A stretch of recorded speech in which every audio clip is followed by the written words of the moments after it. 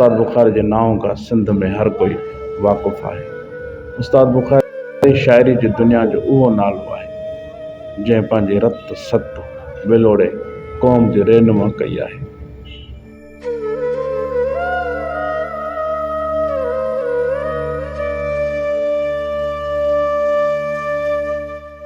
उस्ताद बुखारी जी शाइरी में जुदाई कैफ़ियत आहे, सूंह जो इसरार समायल आहे।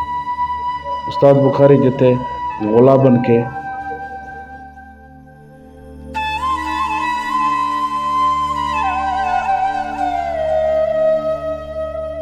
उते मोतीअ जे मुरझाइल वञण ते मातम बि कयो आहे। उस्ताद बुखारी जी शाइरी खे जेतिरे फ़नकारनि कलाकारनि ॻायो आहे उनजो त को काथो ई नथो लॻाए सघिजे।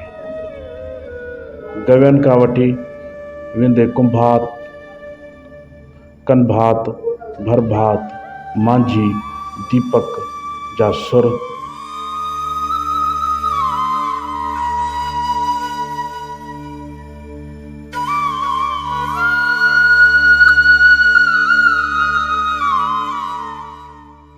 अलपींदड़ हर मुद में आवाज़ खां उस्ताद बुखारी जा कलाम सूंह संगीत प्रीत प्रचार बुखारी जी शाइरी रक़्स कयो आहे।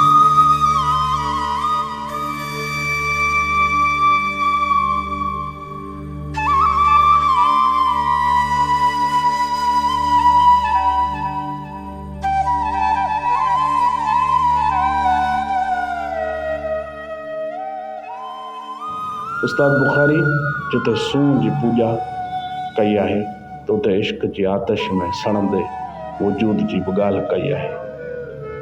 जिते थर जे रेगिस्तान मां उॾंदड़ वारी खे अखियुनि ते किरंदे बयानु कयो आहे।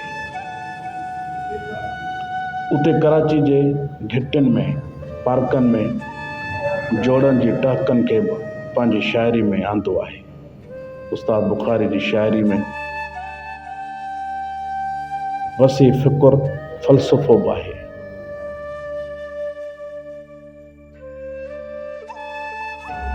असांजे सिंध जो भलोड़ कलाकार सिंध जी अज़ीम रागी उस्ताद मंज़ूर सखीराणी खे जेका इज़त मोहबत ऐं पज़ीराई मिली आहे उहा उस्ताद बुखारी जी शाइरी खे ॻाइण जे करे ई मिली आहे।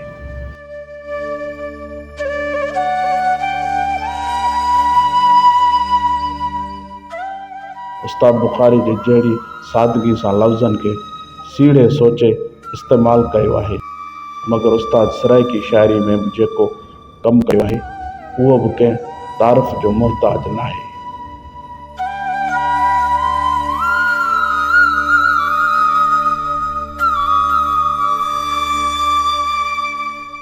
अचो त उस्ताद जे सराइकी शाइरी जे लफ़्ज़नि मां कुझु लफ़्ज़ अव्हां जे नाम।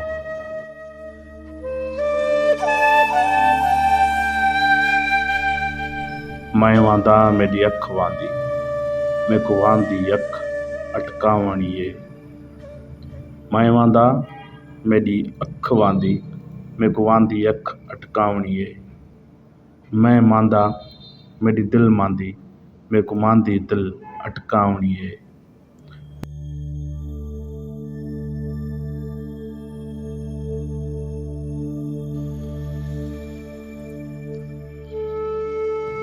मैं इश्क मेरा मन इश्क मेरी फितरत इश्क कमावणीए।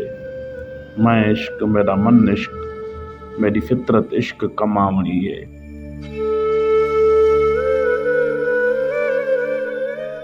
उस्ताद बुखारी हर सूरत में को सूंह दी ॻाल्हि सुणावणीए।